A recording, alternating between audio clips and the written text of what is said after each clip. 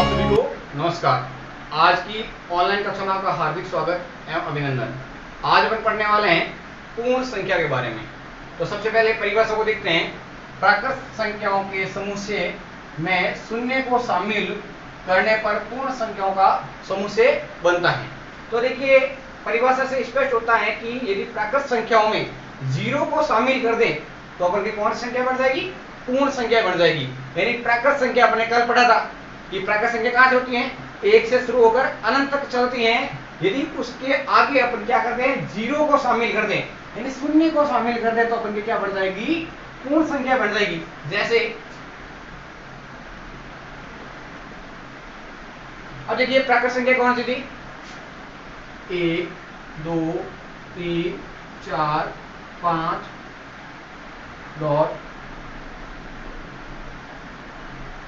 अब देखिए यहां पर कह रहा है प्राकृत संख्याओं के जो समूह से दे रखा है उसमें क्या करते हैं? जीरो को शामिल करते हैं तो अपन की कौन सी संख्या बन जाएगी? पूर्ण संख्या बन जाएगी।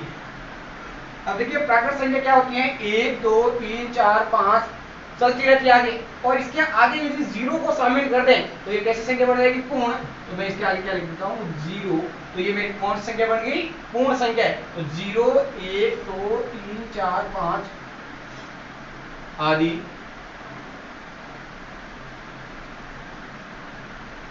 पूर्ण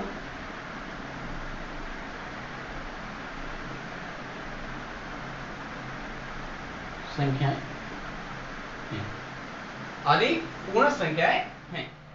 देखिए अपन इसके प्रश्नों को करते हैं।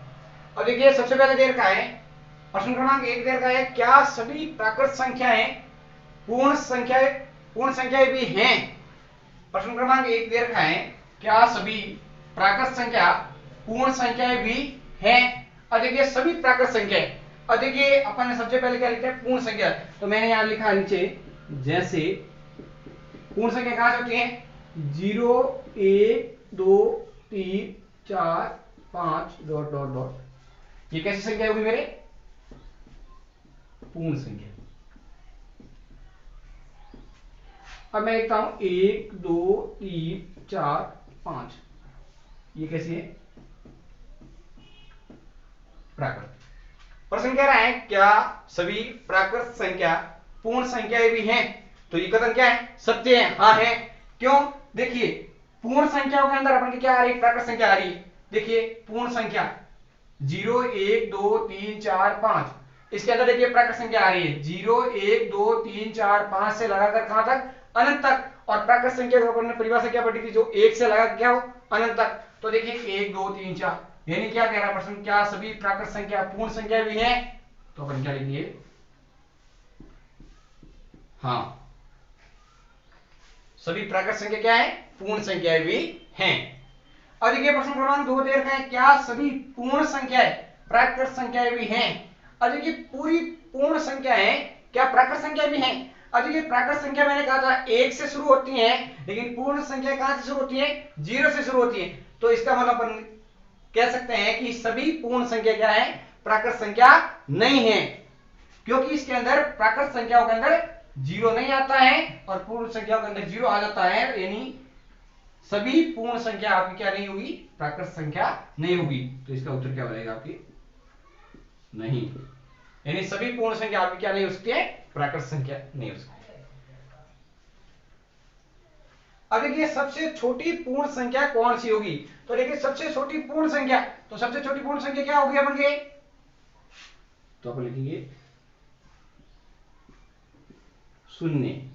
सबसे छोटी पूर्ण संख्या कौन सी होगी अपन के? शून्य। और देखिए आगे दिया गया प्रश्न क्रमांक 4, सबसे छोटी प्राकृत संख्या कौन सी होगी? तो देखिए सबसे छोटी प्राकृत संख्या, तो देखिए मैंने प्राकृत संख्या क्या कहां से शुरू होती है? तो प्राकृत संख्या बनके शुरू होती है 1 से लगा के अनंत तक। तो सबसे छोटी प्राकृत संख्या बनके क्या हो जाएगी? 1।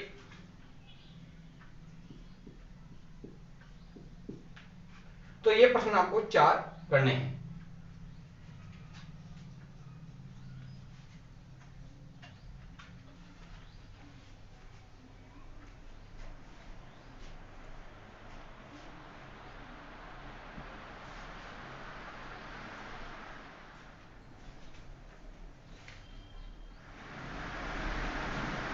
आगे देखिए, मुख्य बिंदु एक दे रखा है, प्रत्येक पूर्ण संख्या का एक प्रवर्ती होता है, जीरो को छोड़कर प्रत्येक पूर्ण संख्या का एक पूर्ववर्ती भी होता है। तो देखिए, सबसे पहले दे रखा है प्रत्येक पूर्ण संख्या का एक प्रवर्ती होता है। प्रत्येक पूर्ण संख्या का क्या होता है? एक प्रवर्ती संख्या भी होती है। तो कल अपन ने पढ़ा था कि प्रत्येक प्राकृत संख्या का भी एक प्रवर्ती होता है। तो देखिए, प्रवर्ती तो पूर्ण व प्राकृत दोनों का होता है। तो देखिए, कल अपन ने पढ़ा था कि प्रत्येक प्राकृत संख्या का क्या होता है? प्रवर्ती होता है। उसी प्रकार आज अपन ने पढ़ा कि प्रत्येक पूर्ण संख्या का एक प्रवर्ती होता है। तो मैंने लिखा प्रवर्ती पूर्ण व प्राकृत दोनों का होता है। अब देखिए, आगे लिखा जीरो को छोड़कर प्रत्येक पूर्ण संख्या का एक पूर्ववर्ती भी होता है। तो जीरो को छोड़कर, यानी जीरो को छोड़कर प्रत्येक पूर्ण संख्या क्या था? एक पूर्ववर्ती होता है। यहां लिखा हुआ है जीरो को छोड़कर प्रत्येक पूर्ण संख्या का एक पूर्ववर्ती होता है। और कल अपन ने पढ़ा था कि एक को छोड़कर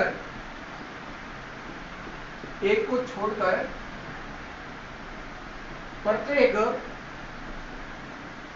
प्राकृत संख्या का एक पूर्ववर्ती होता है। तो देखिए, कॉमन फैक्टर क्या आ रहा है? प्रवर्ती तो पूर्ण और प्राकृत दोनों का होता है, लेकिन यहाँ पर पूर्ण संख्या के अंदर जीरो को छोड़कर सबका पूर्ववर्ती संख्या होती है, और इधर प्राकृत संख्या में क्या होगा? एक को छोड़कर प्रत्येक संख्या की पूर्ववर्ती होती है। अब देखिए, अगला मुख्य बिंदु दे रखा है, सभी प्राकृत संख्या पूर्ण संख्याएं होती हैं। सभी प्राकृत संख्याएं पूर्ण संख्याएं भी हैं, लेकिन सभी पूर्ण संख्याएं प्राकृत संख्या नहीं है। अब देखिए, सभी प्राकृत संख्या क्या है? पूर्ण संख्या। तो देखिए, पूर्ण संख्या है,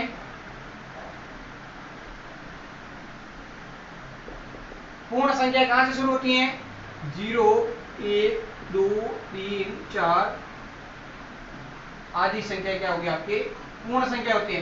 तो देखिए, 0, 1, 2, 3, 4 आगे से अनंत तक चलती हो, वो सभी क्या संख्या होगी? पूर्ण संख्या होगी। अब देखिए, यहाँ पढ़िए, देखिए ध्यान से समझिए, सभी प्राकृत संख्याएं पूर्ण संख्याएं भी हैं। अब देखो, प्राकृत संख्या कहां से शुरू होती है? 1 से लगा के अनंत तक, तो इसका मतलब पूर्ण संख्या है। तो यहाँ देखा हुआ है सभी प्राकृत संख्या पूर्ण संख्या हैं, लेकिन सभी पूर्ण संख्या क्या है? प्राकृत संख्या नहीं है। क्यों नहीं है? क्योंकि देखिए, प्राकृत संख्या आपकी कहां से शुरू होगी? 1 से अनंत तक, लेकिन पूर्ण संख्याओं के अंदर क्या हो जाता है? 0 शामिल हो जाता है। अतः अपन कह सकते हैं कि सभी प्राकृत संख्याएं पूर्ण हैं, लेकिन सभी पूर्ण संख्याएं प्राकृत नहीं हैं। अब अभ्यास कार्य के अंदर अपन को करना है, संख्या 852 से ठीक पहले आने वाली दो पूर्ण संख्याएं लिखिए। और प्रश्न क्रमांक 2 दे रखा है, 1225 से ठीक बाद आने वाली दो पूर्ण संख्याएं लिखिए। ये दो प्रश्न आपको अभ्यास कार्य के अंदर करने हैं।